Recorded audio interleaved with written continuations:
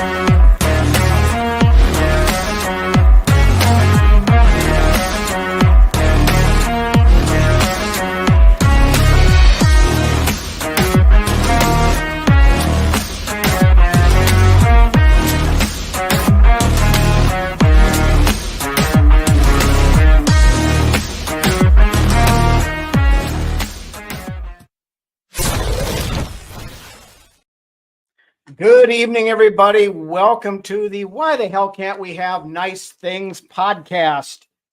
I had a whole nice list of stuff to talk about from the Raiders game and everything tonight, but you know what?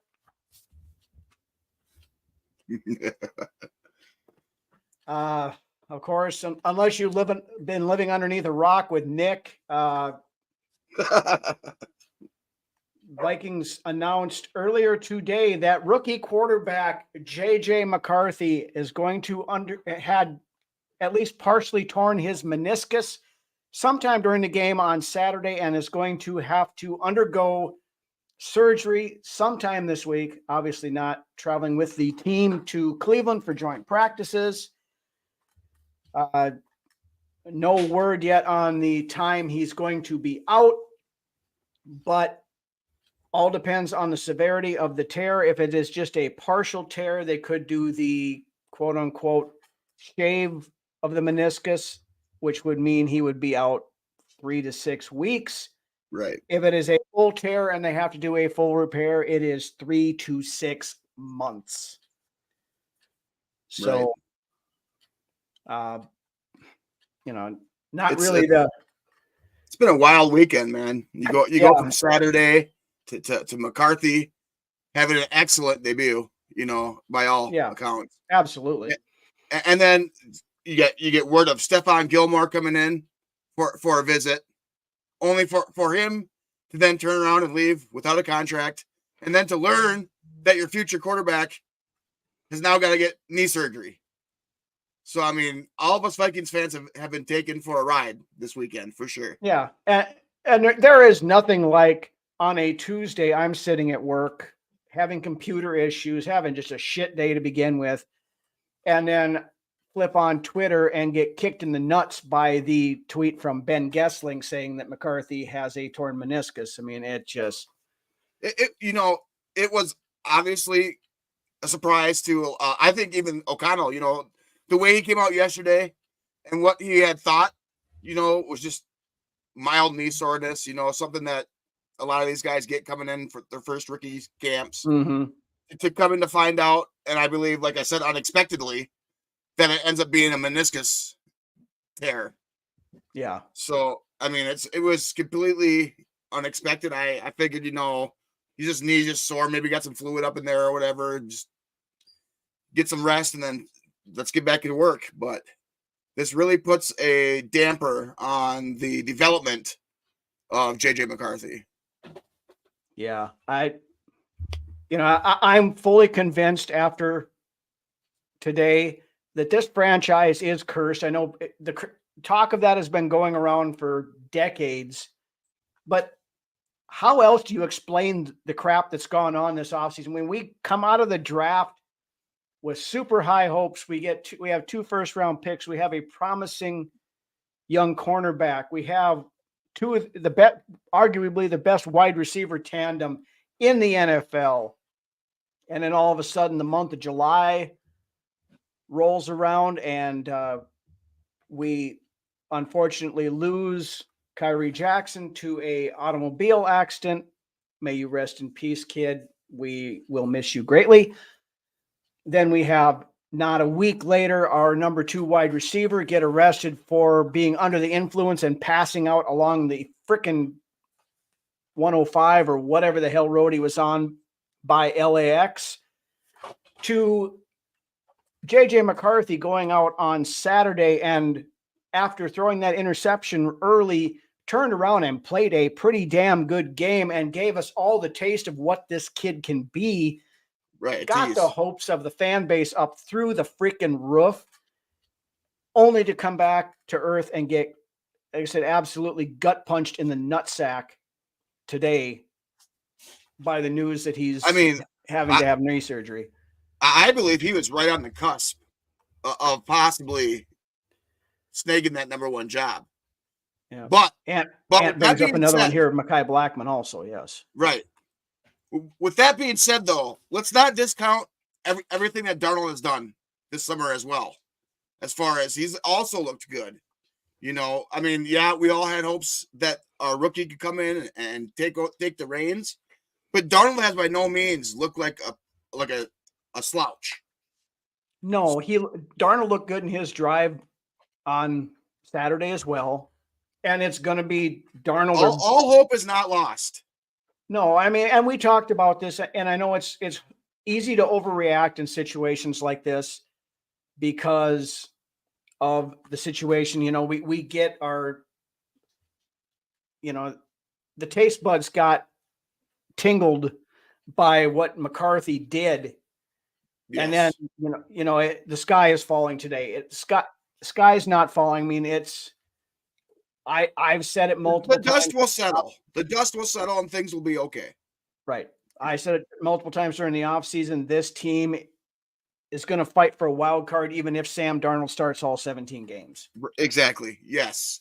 Yes. The immediate response, of course, is, oh my God, the sky is falling, like you said. But eventually the dust will settle. Sam Darnold's had a great offseason. Has looked much the part of a starting quarterback. And this might just add to his fire as well to go out there and just compete and be the best quarterback that he can be. Yep. And Nick comes with the absolute perfect Vikings Venn diagram thing that we've seen all over the place. You have the one circle that says Vikings fans, and you have the other circle, and they don't intersect as most Venn diagrams do. The other one says people who have nice things. Right. Yeah, we have that, but we posted that on our page earlier today. Yes, we did. Yep. But I mean, honestly, still, the most concerning spot on our roster to me, after what I seen on Saturday, is definitely the secondary. Yeah. I've become accustomed as a Vikings fan of having a terrible secondary for as long as I can remember, outside of when roads were closed. Our secondary has always been sus. When you see receivers wide open with nobody around them within 5 yards, catching balls, it's completely aggravating to me as a fan. Yep. I want to address Steven's comment here real quick before we get back into the Gilmore thing. I had a discussion with somebody on Twitter X earlier today about this very same comment. JJ wasn't going to start anyway. Probably not. I think if he'd have played in games 2 and 3 like he did in game 1, he'd have making a hell of a push for it. Right. But, clean up meniscus to be back in week 4 or 5. He'll be eligible to come back probably by then if it's just a cleanup. The problem is he is going to miss all of these valuable reps. Stunting his development with the missed time is what you're getting at. Exactly. Not necessarily stunting, but slowing the development. There you go. Yeah. He was going to have the opportunity to go against a very, very good defense in the Cleveland Browns this week, both in the joint practice and in the game again on Saturday. And then, plus next week against Seattle, gets the more opportunity there, and then let the chips fall where they may for the regular season. But, it's very much looking like we're going to be sitting with Sam Darnold for the entirety of the 2024-2025 season. I don't know about entirety yet. If he's back in week 4 or 5, there's still a chance he could come in after the bye if Darnold is struggling. That's very true, but I mean, how much is this time off away from getting any stamps going to affect this young gun as well? Yeah, setback for him. And that's very key. And that's the point I was making here a minute ago. However, we already know that McCarthy, when they had the month and a half off between mandatory camp and open a training camp, everybody else is going on trips down to Jamaica or, wherever they were going. McCarthy was in the building most of that time, learning the playbook, going through this, and he's still going to be doing that, even though he's just not getting the physical reps. Mental reps. Yeah, he's getting the mental reps. He's learning the playbook. He's going to be sitting there with McCown, with Wes Phillips, with KOC, going through this and working this stuff out mentally. It's going to be tough. That was one of the big those reps on the practice field. That's going to be the biggest thing. Yeah. Whether or not he was a day one starter or not getting those practice reps on a physical sense is going to be a setback. Yep. Case in point, that first drive, or when he came in on Saturday, threw that ball that in college he could throw that ball 7 or 8 times out of 10, and he's going to complete that one. In the NFL, doesn't get the ball out far enough in front, it gets picked off. Right. But to like what Steven was talking about here and what everybody else is talking about, to McCarthy's credit, we've seen how many quarterbacks over the years with this team do something like that and then just curl up in the fetal position and just shit the bed. Yeah. Cousins had a tendency to do it. Dante Culpepper was a master at doing that. Dante could be going lights freaking out and then have one bad play and then just fall apart the rest of the entire game. McCarthy himself. The wind will cause a fumble for the ball to fall out of his hands out of nowhere. Right. McCarthy said himself, he said, after I threw that interception, he said all the nerves, all the pressure, everything else was off. I went out and ball after that. He played loose. Yep. He played loose. The kid learned a lesson from that play. And that, even though it was a negative play, he learned a valuable lesson from that play. And I venture to guess that he's not going to throw that same pass again. He's going to get it out front further, or he's going to, at least he'll figure it out. Jared Wyrush, JJ back, sound will be fine. JJ can learn for a year, can be quarterback 1 next year. That's the mentality that the fans need to have right now. Yes. 100%, Jared. I absolutely agree with that. As much as I wanted to see everybody that watches the show knows I wanted to see McCarthy on the field.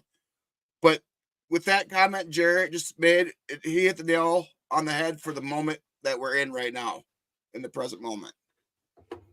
Yeah. Now, like I said, we don't know that McCarthy's out for the year. If it's just a partial and they can clean it up, like we talked about earlier, he is back in 6 weeks max and could potentially be starting by midseason, or at least getting some game time. If we get some games where we're either up by a ton or down by a ton, you throw him in there to get a little bit of game reps and game experience. I mean, it's anything he can get for reps is a bonus. And I think it all comes down to how Darnold's performing as well, if that's going to happen or not. It absolutely does. But we talked about that ad nauseum here from the beginning of since we signed Sam Darnold. It's, will the Vikings be as high-powered of an offense as they have been in the last couple of years? Maybe not. Maybe Sam Darnold's got the arm talent. Honestly, don't know. It's all a prediction at this point. We don't. That's the thing. We don't know. We know he's got a strong arm. He can throw the deep ball. He's good on the short stuff. It's that intermediate stuff where Darnold tends to struggle a little bit, which and a lot of his past struggles, and we all know this, and it's been talked about, has been the structure around him. Yeah.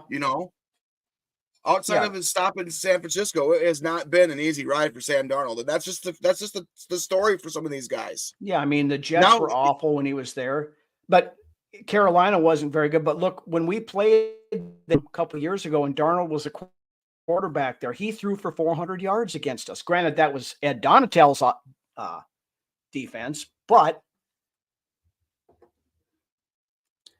Cricket Frost Johnson, new viewer. Welcome to the show. Cricket Frost Johnson. But yeah, I mean, it's the McCarthy thing is, it sucks. There's no other word for it. It sucks, but it's not the death knell for the season. It's not.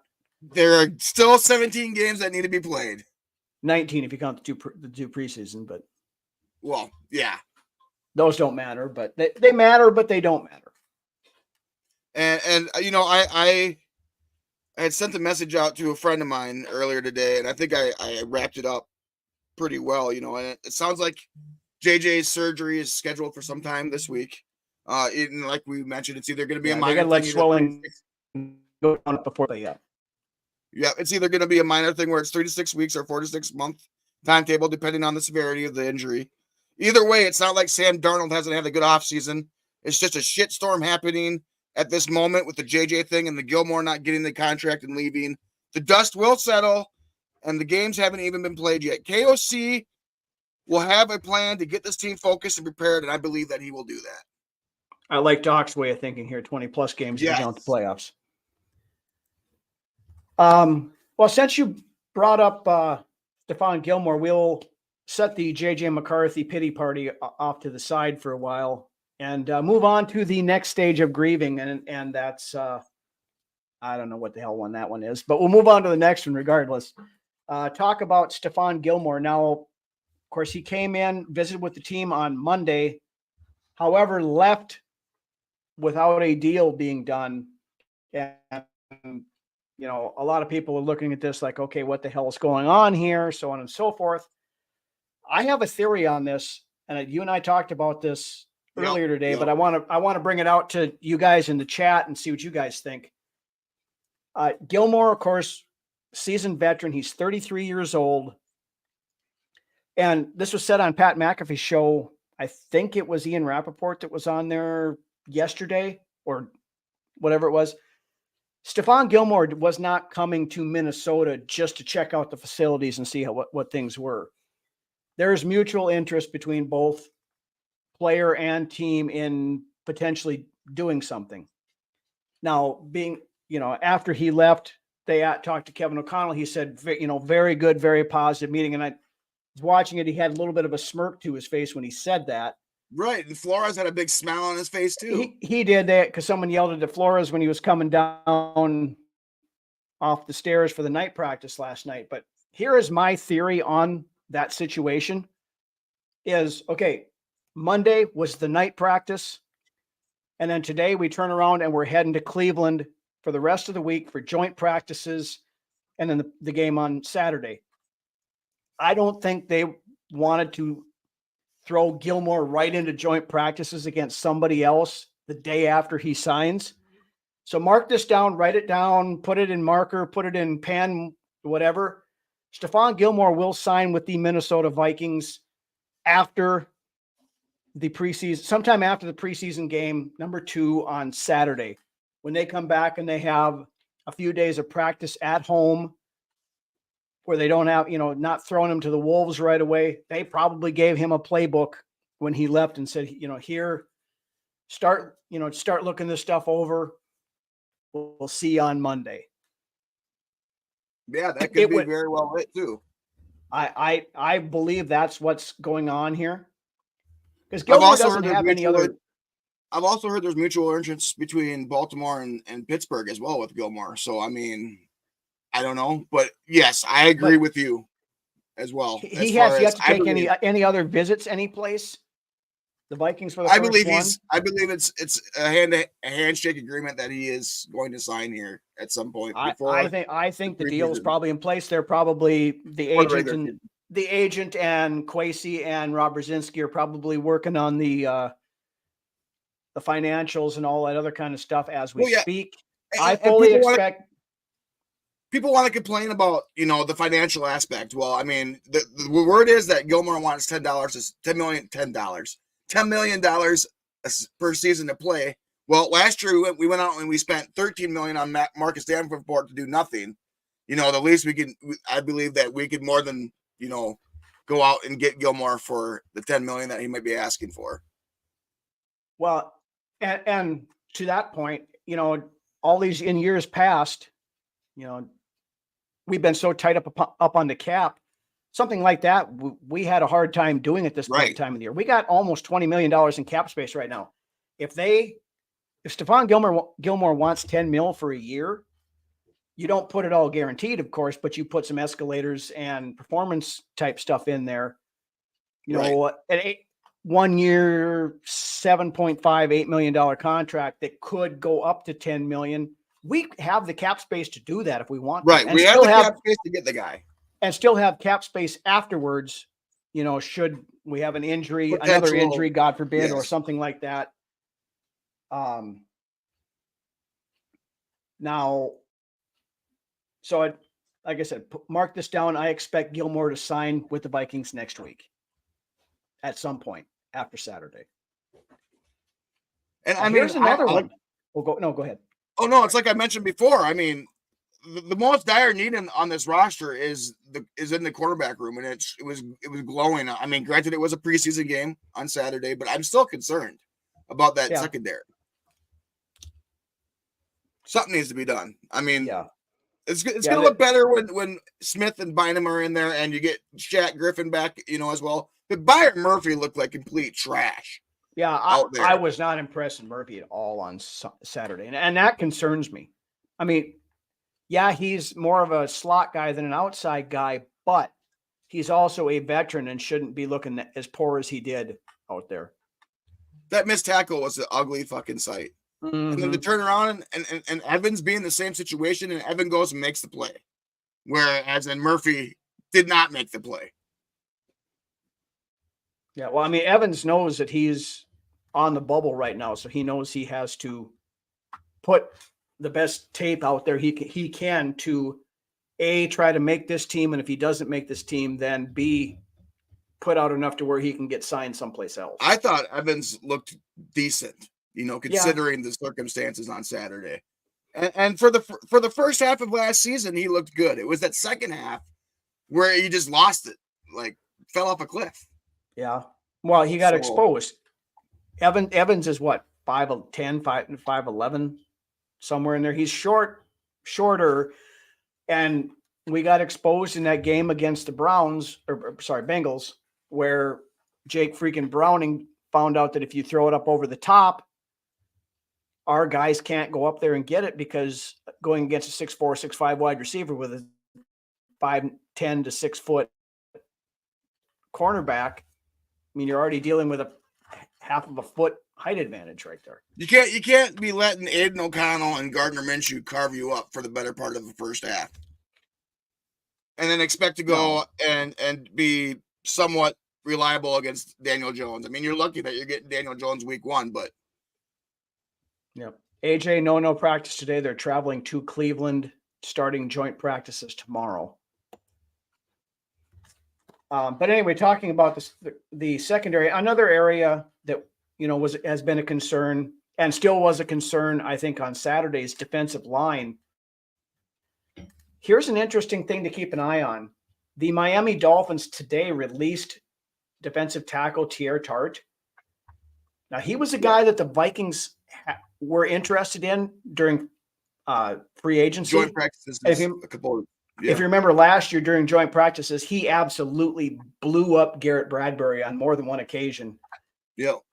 So he is now a free agent. I would not be at all surprised to see the Vikings, make a move on him, bring him in. Take a swing. Yeah. Because to me, that was another area that was a kind of a concern to me. Of course, Harrison Phillips played for a little while. He was Harrison Phillips. That's fine. Levi Drake Rodriguez showed out. LDR looked like he could be potentially in the starting rotation, if not the starter. I mean, my opinion, if he keeps progressing. I can see why the coaching staff likes that kid. Just watching that motor, watching the enthusiasm and the passion out there on the field. This kid, and that's why I picked this kid to win my Mr. Mankato. I mean, he's going to make the roster, I think. And, I'm looking forward to seeing him in the next 2 preseason games, just for the simple fact that I love what I saw from the kid. He had at one spot, I thought they had it at 2 sacks, and then they took one of them away and they gave it to somebody else. But still, he had a batted ball, and he's a lot bigger dude than I thought he was. Yeah. And he's got that long freaking hair. He looks, I know he's not Samoan, but he kind of looks like Roman Reigns when he's out there a little bit, who, of course, if you remember back, Roman Reigns was actually on the Vikings during preseason one time too. So another good comment by Jer there. Yeah, but he's been getting runs with the ones in practice. Some runs with the ones in practice, yeah. Let's put him in earlier. I absolutely agree with that. I want to see what he can do against the top tier talent. I was a little bit disappointed when I seen from Roy. I didn't, see his name called much as far as that goes. Yeah, he was out there quite a bit, and I again, another guy that they fully expected to make a jump this year, and at least in that one game, I didn't see it. Another guy on the defensive line that I was hoping to see more out of, and then somebody that's been here already is James Lynch, and he's somebody that is on the bubble to me right now too. I mean, he was before, but I mean even more so now. Yeah, no, he did have half a sack, and he was in there a little bit, and actually, I thought when the backups came in, the run defense got better. I mean, Bo Richter had himself a game. Yeah, he to me is making a strong push to make the final 53. He's another one of those guys that needs to run with the twos. Yeah, if the 53-man roster was set today, Bo Richter's making. Oh yeah. That kid. Look at the pythons, man. Look at his pythons. He is just built like a football player. He's got the mold. Richter, in my opinion, on Saturday, knocked Andre Carter off the roster. Oh yeah, I absolutely agree 100%. And I've seen this being pushed around here now too. When they saw, like with Bo Richter and some of the other guys, Jihad Ward, some of these other ones that have some more position flexibility as well.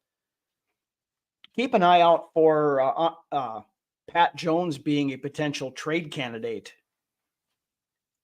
Yeah, I could see that. He's only got a year left on his contract, but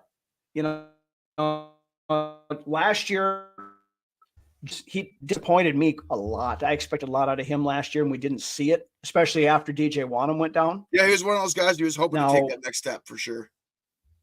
Yep, and he didn't. Now, can he still do that? Absolutely. He absolutely can. But when you have guys like Bo Richter and some of these other guys breathing down your neck, you better step up or you're going to get passed by. Oh, yeah. Yep. And then, like we said, I mean, at this point, you would have liked to have seen him elevate his play to the next level when he has not. No. So. And it's the same thing with some of the guys up front. Ja'Kalen Roy, we just talked about.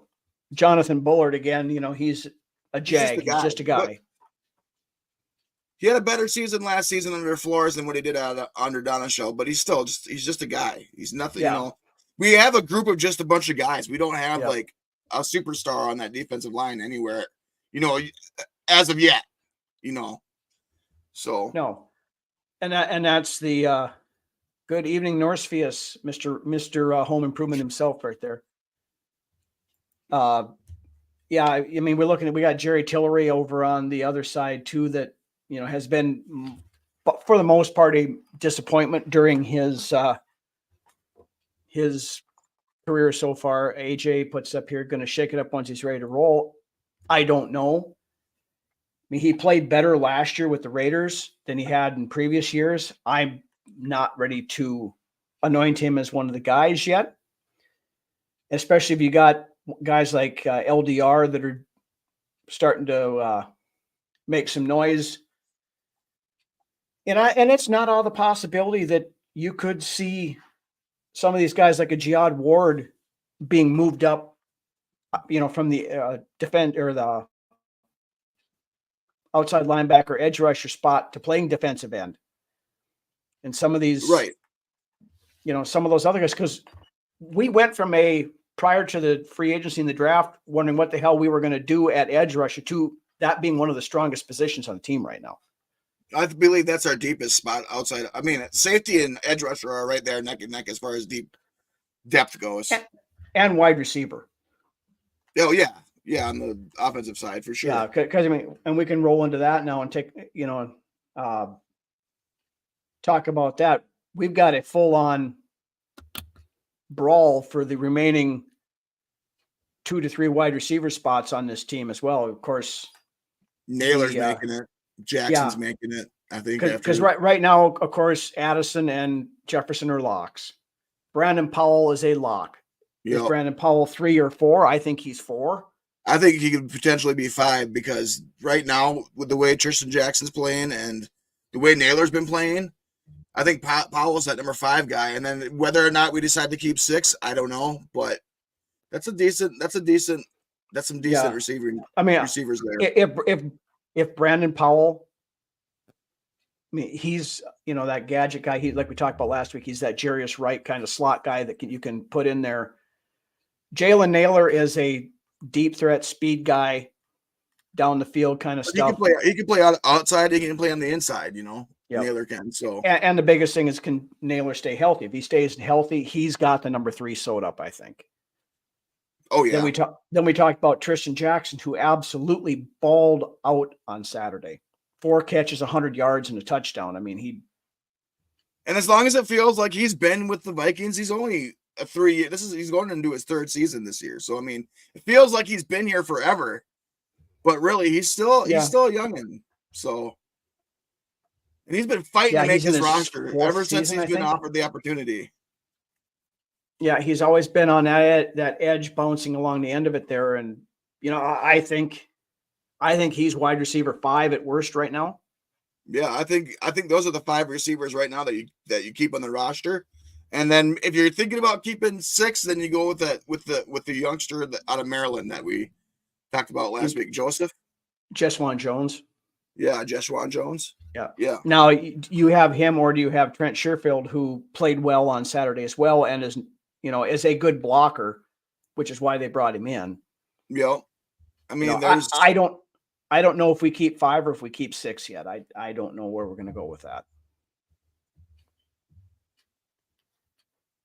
I think Tanyan's not making moving on to tight ends. I don't think Tanyan's making the roster. He hasn't been, or he's going to make the IR, play since, and that'll be where he sits. He hasn't been able to play since he had the back spasms. So it's not boding well. I mean, Nick Muse played well in the preseason. Now, and Nick Muse is my guy. You've heard this one before. Nick Muse is my guy. I'm hoping he makes the roster.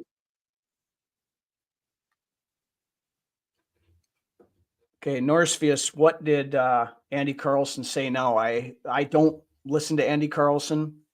I have my issues with him, but I'm not going to get into that here. So I don't know what was put out there, I guess, but kind of curious. But okay, let's move on here a little bit. Offensive line. What do you think there? Walter Ross. Great Saturday for that kid. Ross is making the roster. I said that before. Yep. I don't think Ingram has that right guard spot locked up. I think Brandel has solidified the left guard spot, but I don't think Ingram is quite locked down in that right guard spot yet. Well, to kind of put on this, the pass blocking grades from Saturday from PFF, just take a wild guess what Ed Ingram's was. Well, if it's PFF, it could be anything. So, I mean, I don't know. I'm going to go with 70. 17. Okay, there you go. I guess I was giving him more credit than he deserved. But yeah, that's why I brought it up. Yeah. I mean, I don't think Ingram is entrenched in that starting right guard spot. I think Reisner has a viable possibility of sneaking into that right guard spot. Reisner didn't play this weekend either, and he would, that doesn't help his situation either. So now I don't agree with some, and I've made my beef with PFF well known over the years that, some of that stuff that they come up with the, they don't know necessarily the play that was called or anything like that. They're just going off the numbers and analytics. That's hurt. Yep. A lot of analytics where the eye test, you got to pass the eye test for me. The old school way, what you see is what you get. And with PFF, it's all science and analytics. Well, they said Brian O'Neill had a 26.8 pass block grade. Now, correct me if I'm wrong, but we didn't get sacked once during that game, did we? I know it doesn't make any sense. Yeah, it's a good tool to have from time to time, but it's not something to base your actual football acumen. No, and the pocket for most of the pass plays wasn't bad. It was, the one where JJ threw the interception, Wangwu missed a block or got blown up on it. There was another one they had rush on there. He took one guy and the other guy came free. So but like you said, number one thing is that we didn't allow any sacks. So how can our pass protection be that low? Yep.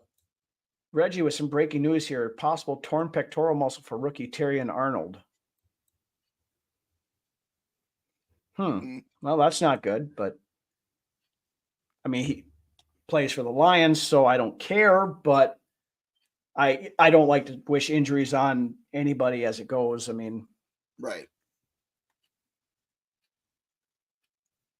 But yeah, going back into some of these run block, Michael Juergens, what was your opinion of him?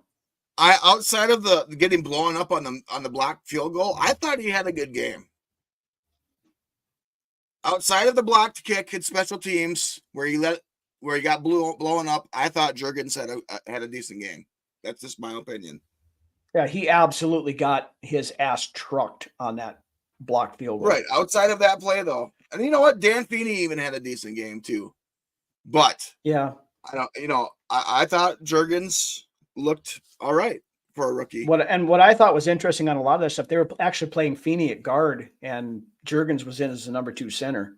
Yeah. Now when he was playing center, I thought he did fine. That's exactly. And I mean, they were even talking about on TV how that second team offensive line for the Vikings looked pretty good. Sarah, I agree on that. That's a great comment right there. Sarah always comes with the good comments. That's just kind of her shtick. O-line depth looks good. Yeah, I agree with that. Like we've been talking, I love Walter Rouse. I think he's going to be a very good backup to start with anyway. And even Questenberry, we saw him last year step in multiple times and played well. Yeah. Bradbury still concerns me. But as far as pass blocking concerns me, what concerns me with that is the ways outside of Aaron Jones, the 2 running backs are atrocious at pass protection. Yeah, I mean, Ty Chandler was atrocious last year, and he doesn't look like he's gotten any better at atrocious in pass blocking. Let me clarify that out there, so in case. Yeah. And same thing with Nwangwu. The pass blocking needs to be worked on. Yeah, Wangler's pass protection was terrible that game. Now he made up for that with that burner. And I was watching a game with a buddy of mine and said the minute I saw him hit the corner, I said he's gone. And then he just turned to, we saw that his rookie year. That's still the only guy I have ever seen who does not slow down when he turns a corner. And a cut, yeah. And I think I messaged you, I think seconds after that play, I said, that's the shit that we've been waiting for the last 3 seasons with this kid. Yep. I honestly believe he deserves 5 touches a game just because of that home run speedy threat that he provides and brings to the team. He deserves 5 touches every game.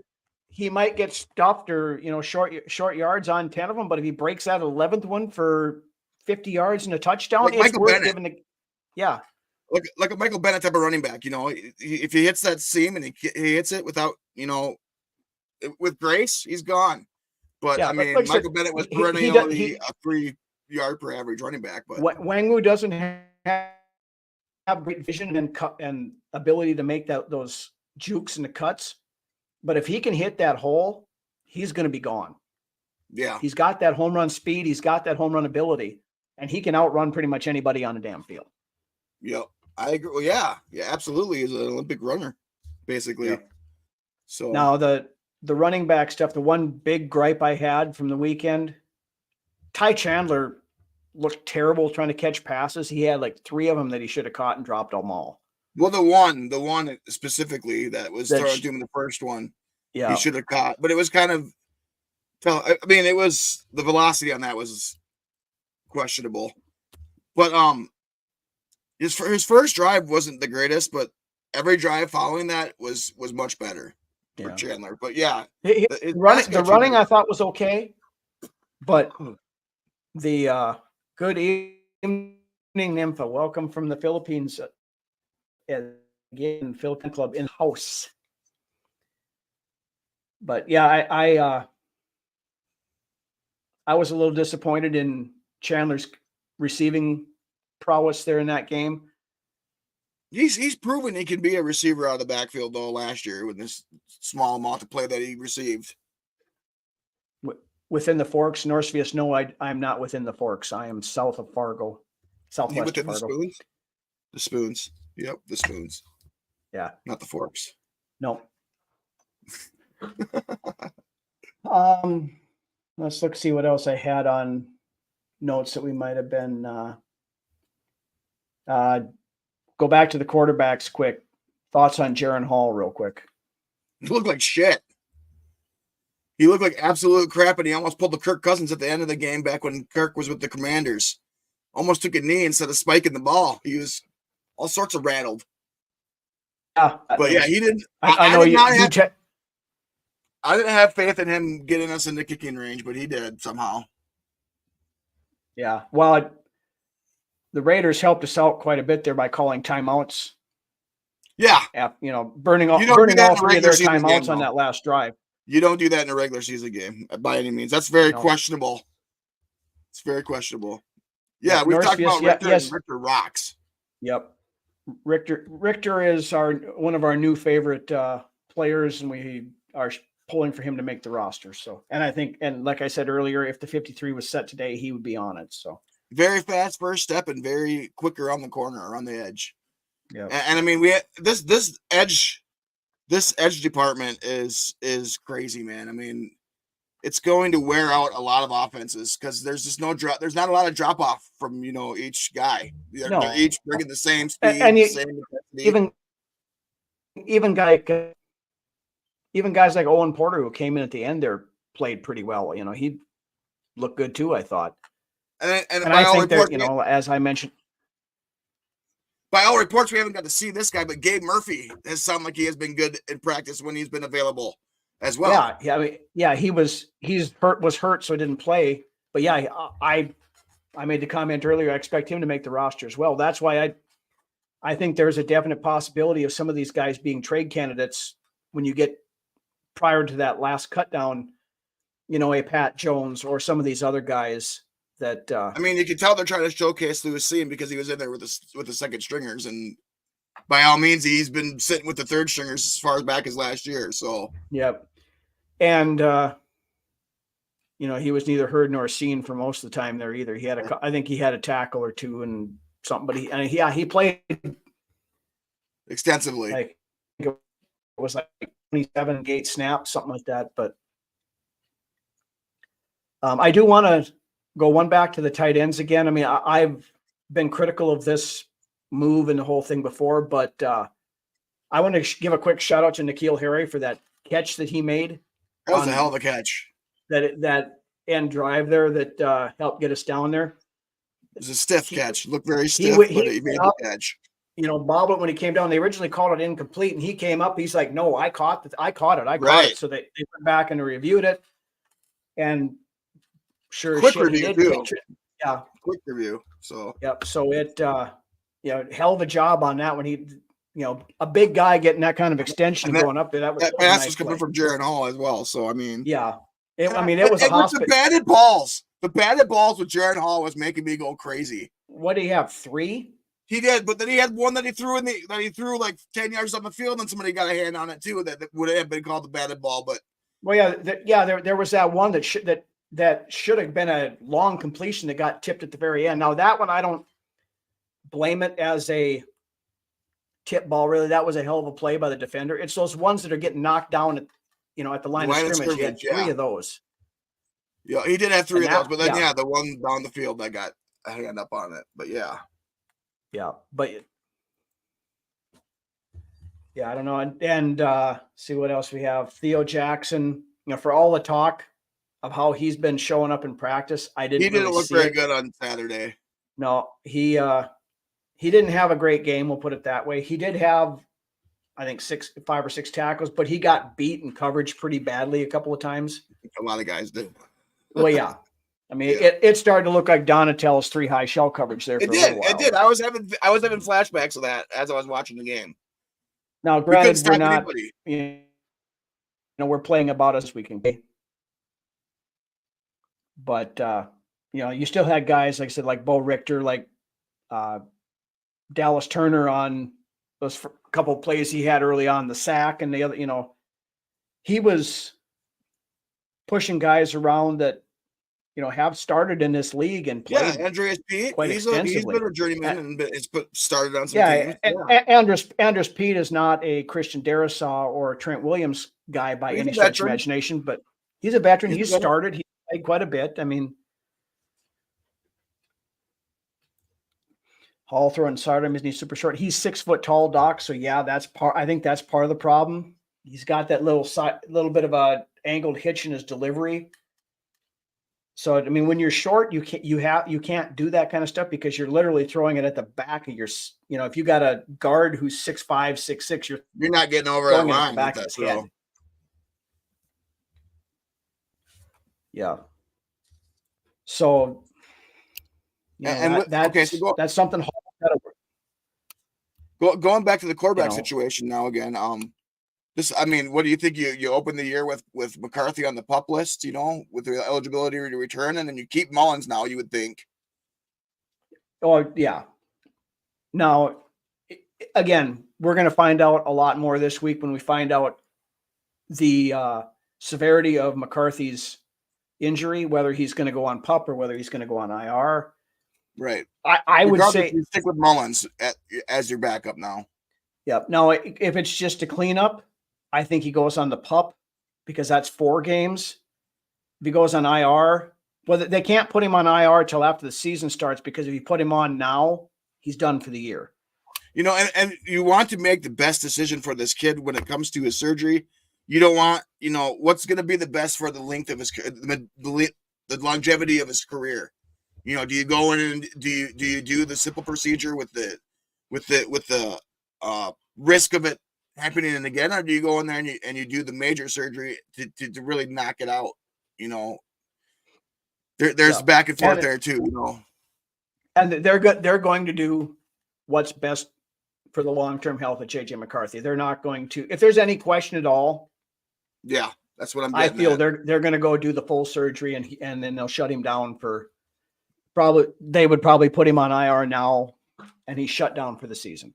Yeah, but just depends on what the severity of the tear is too. Yeah. Now the thing about putting him on the PUP list, he can still be at practice. He can still be working out on the side. He can do all this other stuff. If he's on IR, I don't think he can be doing that. You can still be doing, I think, some of the. Yeah, if you're on the PUP, you could be on the sideline working out, doing your own individual workouts with the trainer. Yep. But if you're on the IR, I think you could just be on the team. I don't think you're allowed to do that on the side. So, yeah, I think you can be in the meeting room and stuff like that, but you can't be out on you can't be practicing. You can't be working out. You're allowed to go in and do your rehab and stuff like that. And I think that's about it. Yep. So we'll find out this week. I'm sure, how it's going to go. And if it's a long-term deal, it's a long-term deal. It'll suck, but whatever's best for the long-term health of young JJ McCarthy and what's best for the long-term health of the Minnesota Vikings. Yep. And the fact that this is his first major injury is Yeah. good, as well. So Right. And this he is said a reoccurring thing. he's 21 years old. If he's out this year, he's still 22 when he comes back next year as the starter. Well, I mean, and I was talking to Reggie earlier today too, and people forget that. Look what happened to Chad Greenway when he came here, his rookie year. First play of the preseason, goes out and blows up his knee. Has to sit all year, and then comes back the next year and just takes the league by storm, literally. Yeah, great. Came back and had a great career with the Vikings. I mean, yes. So it's just it's frustrating because as a Vikings fan, you're sick of waiting. You're sick of waiting, for something great to happen for this franchise. And people have lived their entire lives just waiting. And now you're putting him back another year. People are wondering, am I going to live? It's literally people are wondering, am I going to live to see these Vikings succeed? Yeah, at least once in my lifetime and get the ship.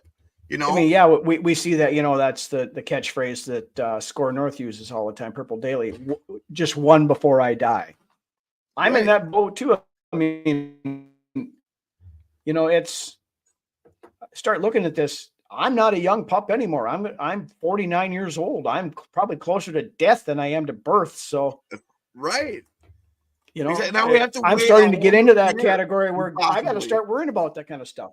Yeah, right. Like I said, now we possibly have to wait a whole other year before we get to see the guy that we've been waiting for all off season.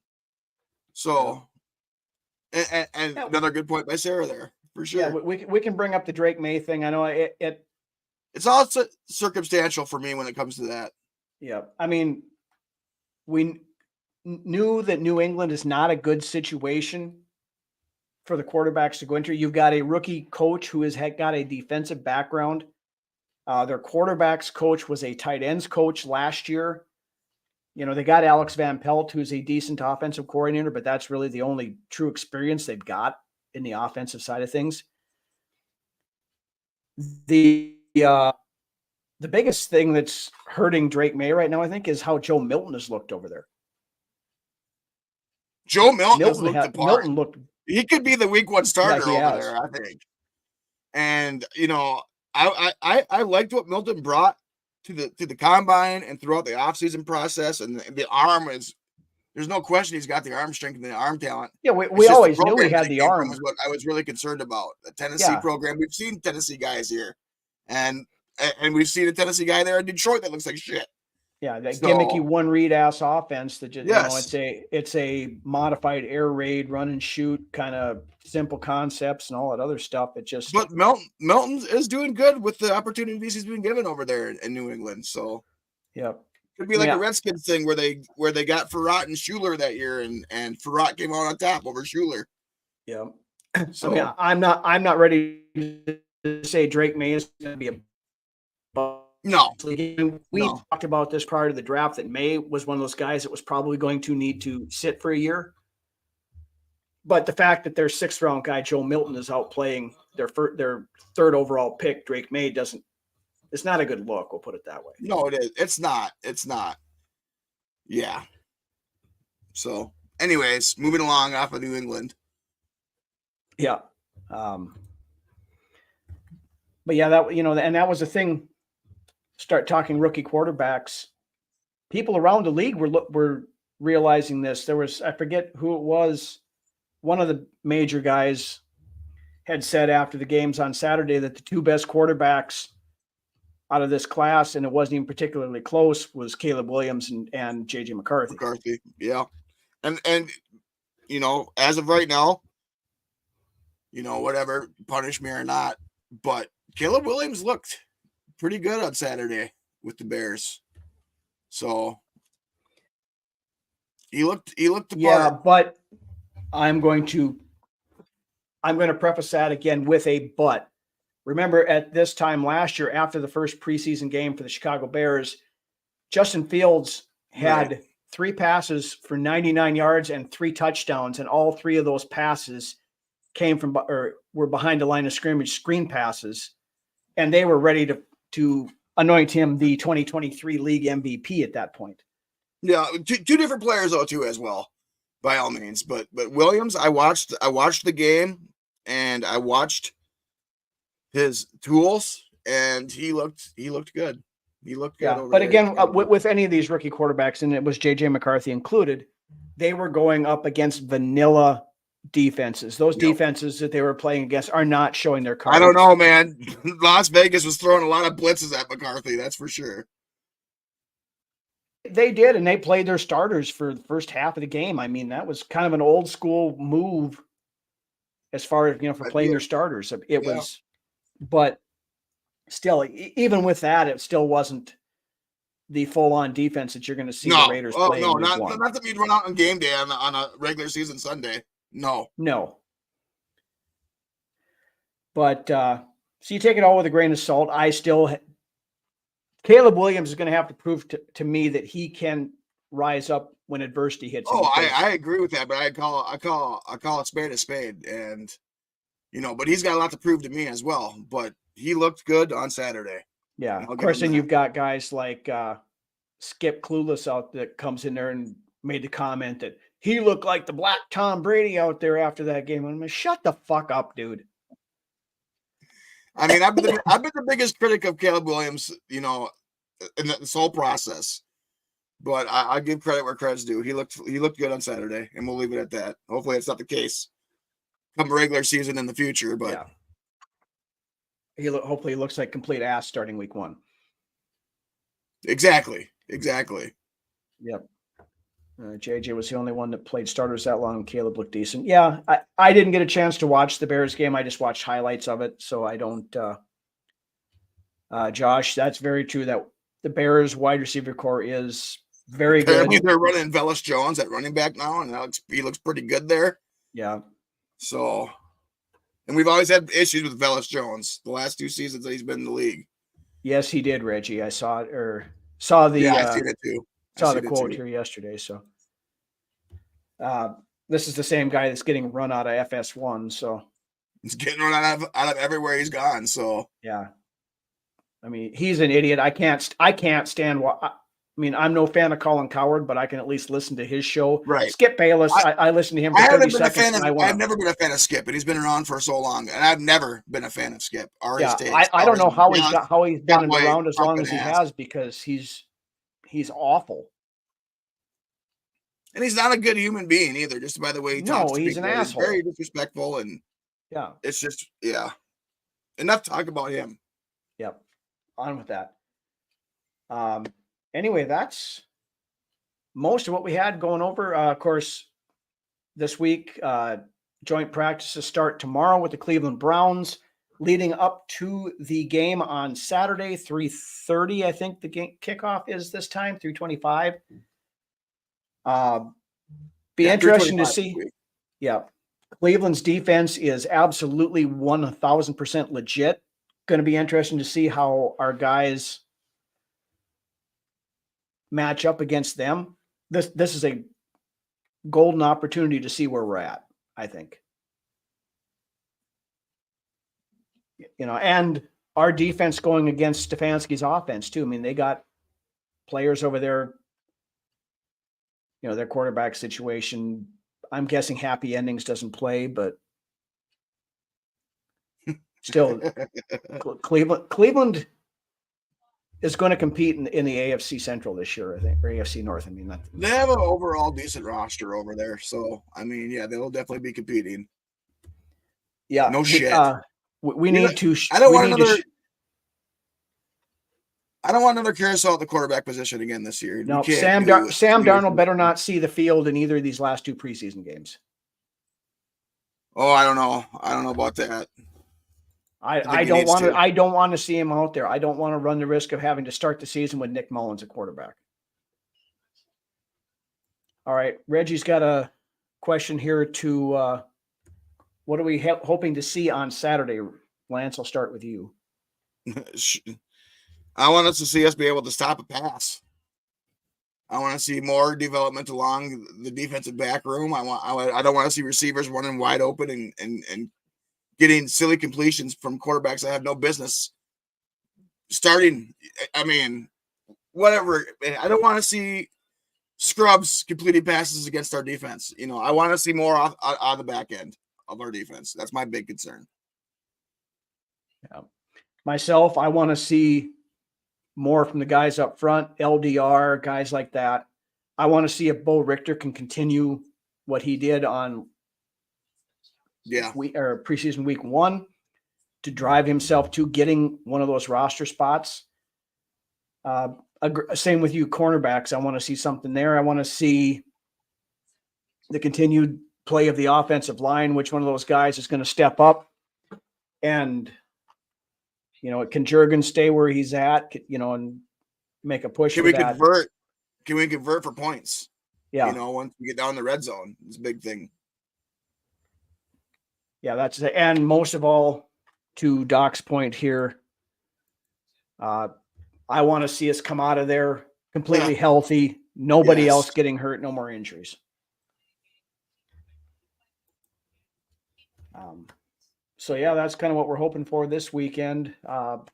Been going on for about an hour here now, so I think we'll call her good for the night. And we had a lot to talk about. A lot of course, centered on JJ McCarthy for good reason, but hopefully it was a little bit of a good therapy session for you guys, and we can kind of move on to that acceptance phase of the grieving process. And we're not done yet. Like we said, I was making predictions before we even drafted McCarthy that Darnold could take this team to the to a wild card at the very least. Ant Osmo looked like he was improving. Yeah, he's healthy. He's healthy now, and that makes a difference. He was hurt most of last year, which was kind of part of the problem. But he was trying to play through whatever issue he had going on, which has also hampered his development too, I think. Yeah, so it did. But yeah, with that, I want to thank everybody for joining us tonight. A lot of good comments and chat and talk in the comment section. As always glad to have you guys here. Always appreciate the chat. Bunch of knowledgeable fans in here. I love talking football with you guys. Shout out to the Filipino fan club again. Nympha was in here earlier. Sam, everybody over there. Shout out again. Shout out to every one of you guys. We couldn't do this show if you guys didn't watch us. I mean, we could, but what's the point of putting a show up that nobody watches? So again, thank you guys for tuning in every week. We really appreciate it, and have a great time doing the live shows. Going to continue to do them. Try to do it exclusively. We can't, we may end up having to do a tape one here or there, but for the most part, we're going to keep trying to do it. It's been a while since we've had to do a studio show like that. So yeah, and I want to keep it that way if we can keep doing live shows. This is much more enjoyable. And it's, like I said, we started the show. I just took and threw my notes over my shoulder, and we just talked about everything else for the entire hour or so. But yeah, thanks again, everybody. And with that, why don't you take us home, Lance? We all just need to breathe and relax here. We're gonna be just fine. Like I said, the dust will settle. Sam Darnold's had a great camp. He hasn't by any means stunk it up or anything like that. He has a few things he could work on, but we're in good hands, and I believe in Kevin O'Connell and his coaching ability, and having Brian Flores there to help along the way as well with that knowledge. We're gonna be just fine. There's still 17 games to play, and if Darnold could bring any sort of competence to that quarterback position, we're going to be just fine with the weapons that he has around him. So with that being said, I don't know what my schedule is next week, but we'll let you know either Tuesday or Thursday next week for our next episode. We'll have a lot to talk about. We'll have more that's going on with McCarthy and what it's going to look like as far as his timeline goes. And with that, we'll see you sometime next week. I'll bring Millie if you're out there watching. Dad loves and misses you. Skol. Have a good week, everybody.